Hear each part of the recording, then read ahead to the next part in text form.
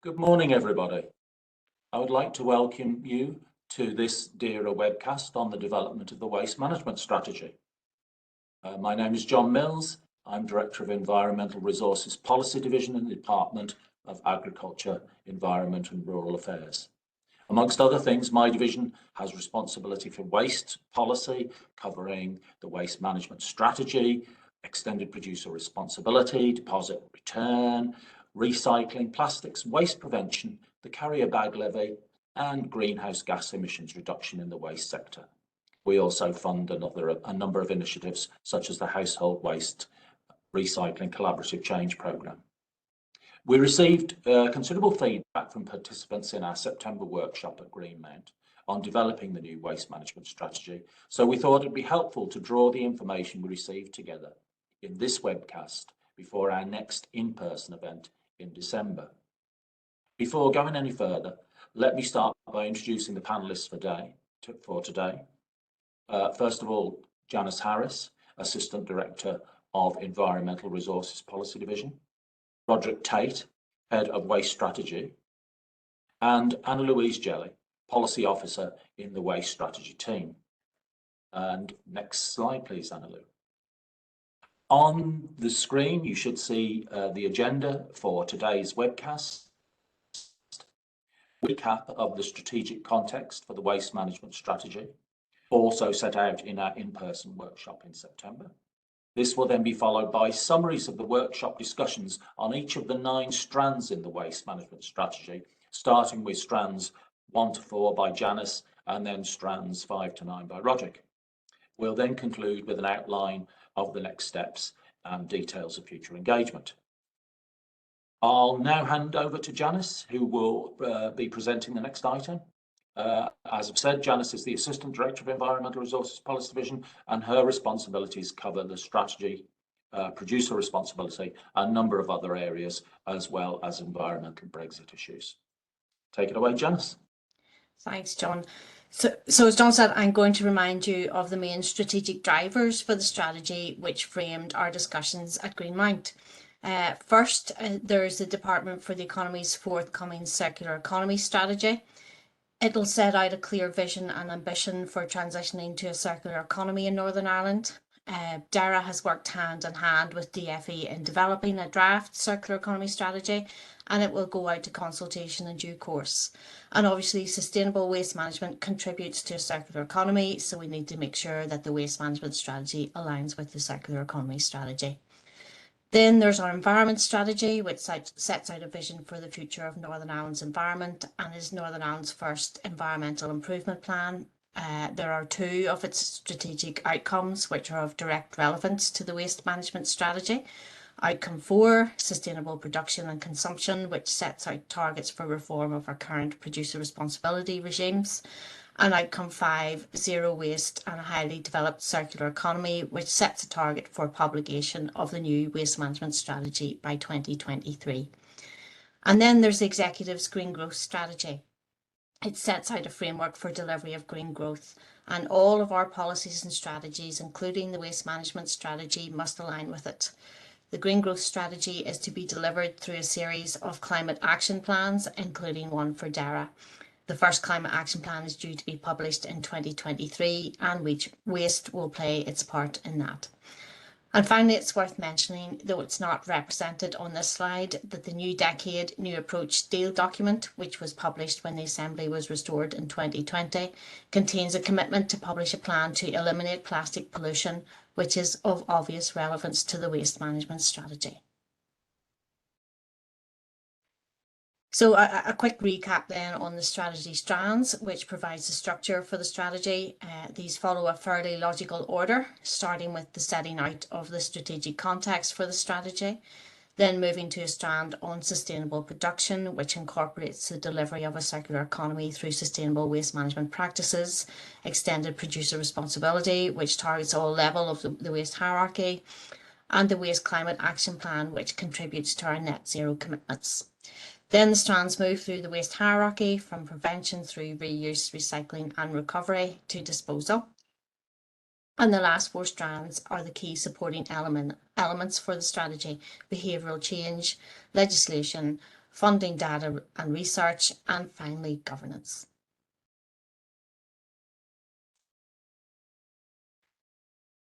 Next slide, please, Anna-Lou.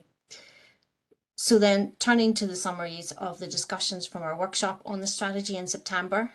First, to clarify before I go on, that the issues and ideas presented here reflect the views and comments from participants on the day, which we will take into consideration rather than representing any settled view at this time. So given the volume of material collected across all of the strands, we thought that word clouds would be a simple way of illustrating the key points made. The words for the word clouds have been drawn from our digital write-up for each strand, which, as you know, we've published on our webpage for the strategy. Put simply, the bigger and bolder the word, the more frequently it was used in discussions, and so the more important participants felt that word or issue was. So for Strand 1, a strategic context, looking at the most prominent words, a couple of themes emerged strongly. Firstly, certainty. The idea that we should provide certainty for the whole waste value chain from manufacturers, retailers and councils through to waste operators, and that we should support this through the development of clear targets across all areas by 2023 to align with the commitment for publishing the new strategy. Then collaboration also emerged strongly. That's collaboration with all of those involved in the waste value chain to ensure that there's join up across the strands of the strategy. And then there were also some specific policy issues which were raised strongly in the context of this strand, in particular consideration of how barriers to reuse, which can come from current waste definitions, can be addressed, as well as how DEFRA's waste exports policy can be influenced, given that trade in waste is not a devolved matter. Next slide, please, Anna-Lou.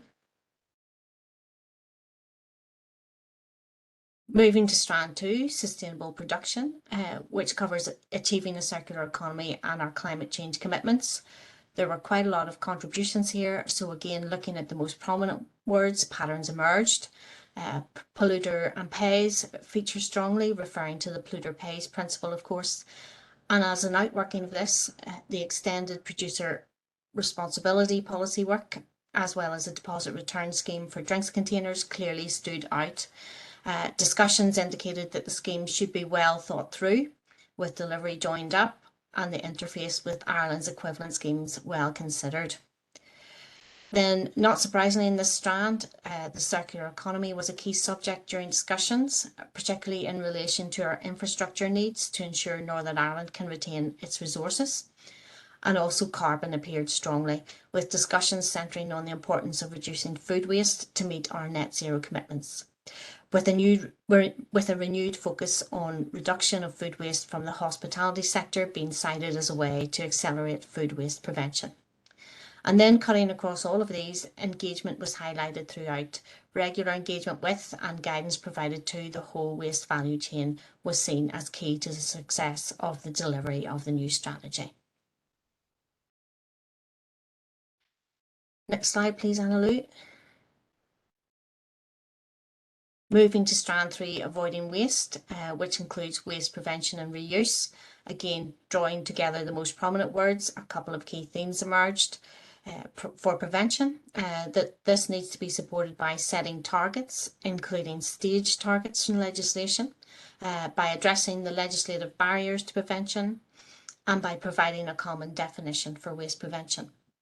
And then for reuse, that this needs to be incentivised and scaled up, with suggestions that this could be done through extending the carrier bag levy to other items, and by supporting the repair of goods, for example, by reversing the loss of repair skills and increasing the availability of spare parts.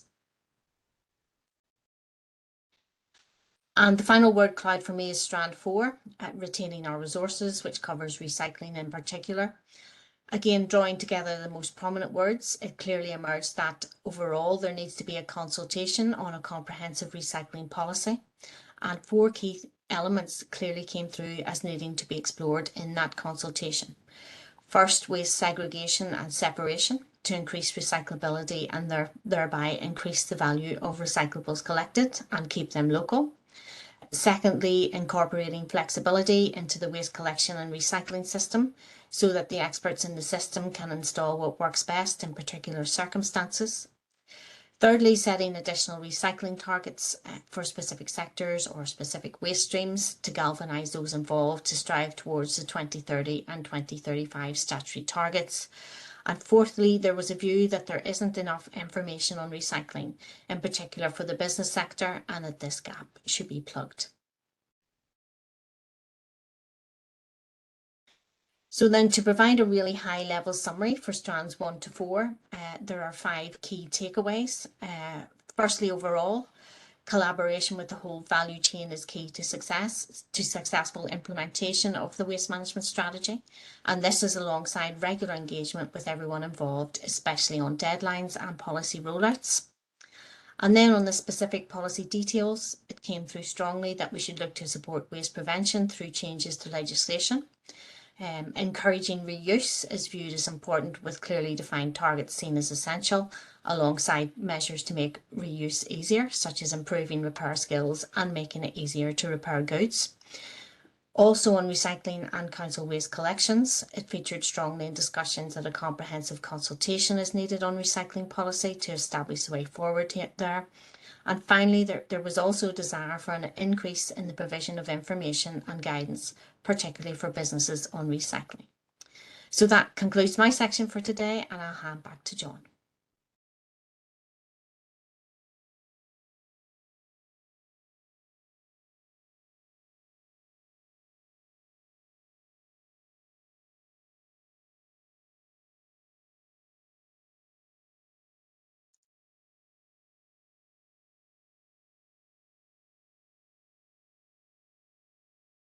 My apologies, folks, that I've failed to unmute myself. I'll try again. Thanks very much, Janice. We'll now move to the next block of 5 strands, which will be covered by Roderick Tate. Roderick is the head of waste strategy in DERA and leads a team responsible for developing the waste management strategy. So take it away, Roderick. Thank you, John, and thank you, Janice, for your recap of the strategy strands there.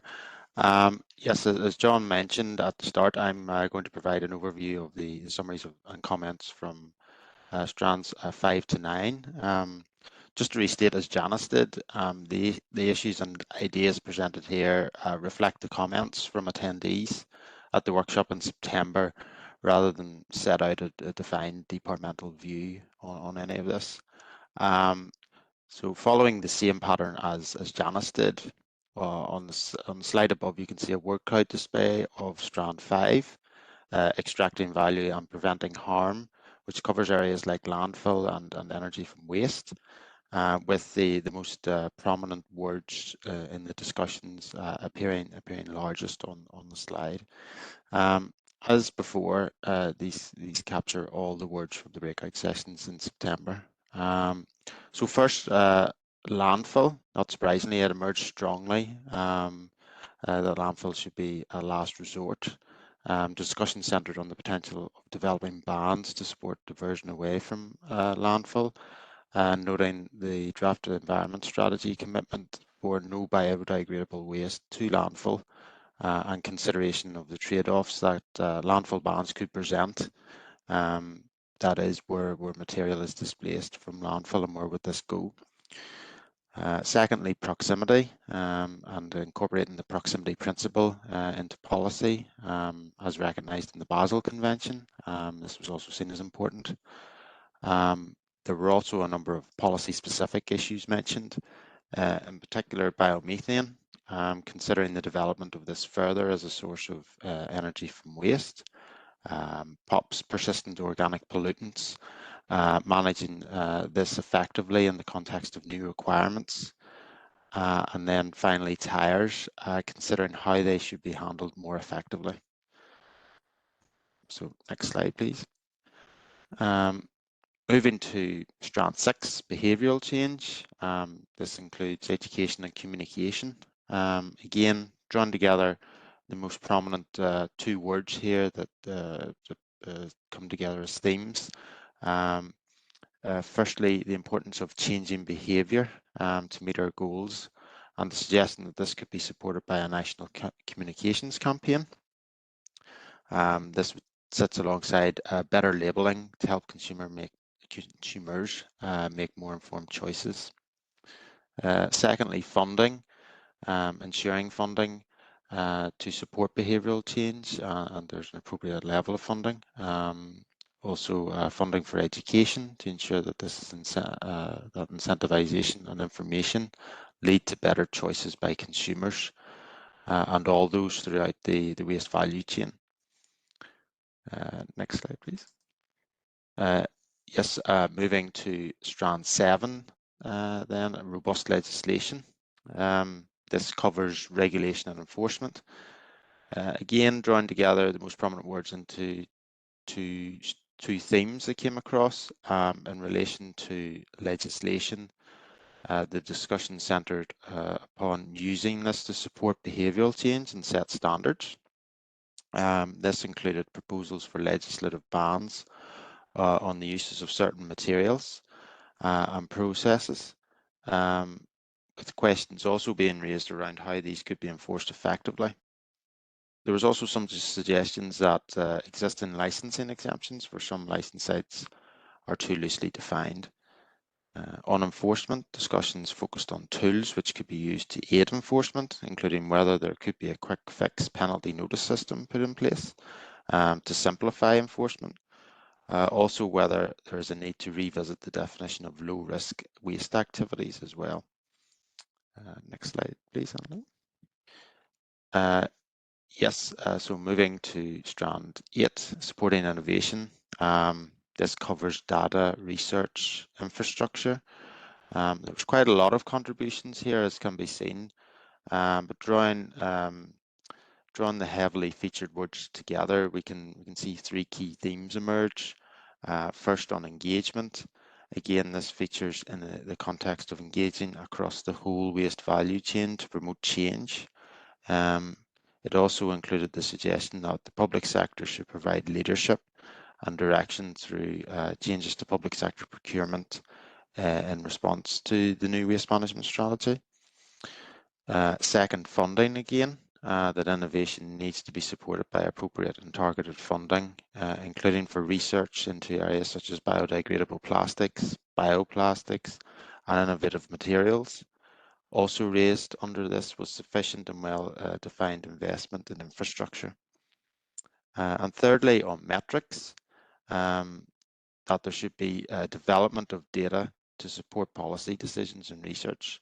In particular, waste green carbon metrics should be developed following examples elsewhere, such as in Scotland. Yes, so then moving finally then to Strand 9. This is delivering progress and focuses on governance, monitoring and evaluation. As can be seen here, there was less discussion from the tables, which is probably a reflection both of time constraints and also this is understandably potentially more relevant to government than those outside government. However, it still represents an important part of the strategy as it's a means of providing accountability and reporting that we need in the civil service. However, looking at what was said, robust measurement of success and governance structures were seen as key for delivering the strategy. So in summary, for the key takeaways for Strand 5 from the Greenmount event, or from Strands 5 to 9 rather, it's clear that attendees would again like to see collaboration and engagement with this happening with participants across the whole value chain. Behavioural change also is seen as key to delivering change, in particular through education and greater awareness of the impacts of consumer and business choices. On landfill, again, that there should be that ban should be developed for consultation, particularly in light of the draft environment strategy's commitment on no biodegradable waste going to landfill. But in doing so, it's important to consider the trade-offs that they present and where any displaced material would end up going.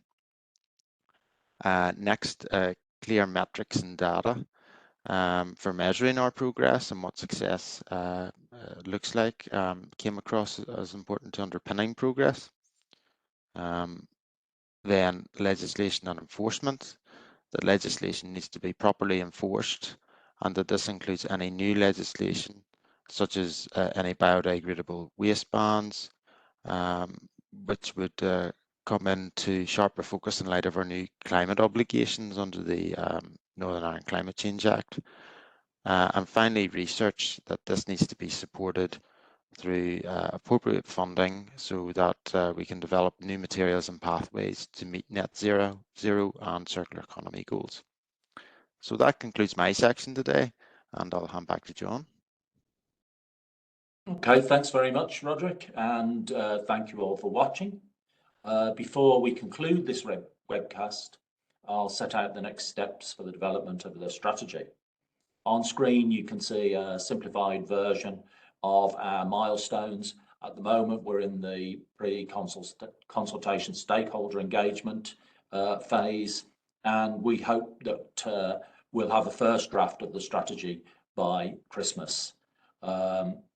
If we achieve that, we would aim to go out to consultation around the middle of next year, and hopefully we'll be able to do that.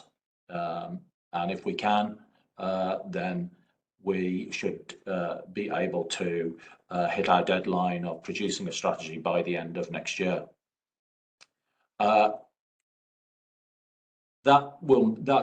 If we can meet that, obviously we have issues around making decisions at the moment, but obviously that will be will be going well if we can achieve that. Next slide, please, Annalou. This is just some online information for you on our most recent waste engagement sessions, including the link to the waste policy tracker. This shows the status of all DERA's current and future waste policies, which we update regularly. We have a link to the slides for the Greenmount workshop previously mentioned, in case you would find that helpful, and alongside a summary of the contributions from the Greenmount presented here. And also included the link to the extended producer responsibility for packaging cement webinar that we did in September. We're aiming to do a series of these going forward, and the next one should be in February. And next slide, please, Annalou. And finally, here are the details of our upcoming in-person workshop, which hopefully will take place in Greenmount on the 13th of December. You should have already received an invite, but if you haven't and would like to attend, please contact us via the email on the slide there. On that note, that's all from us. Thank you again for your time, and we look forward to seeing you on the 13th. Goodbye.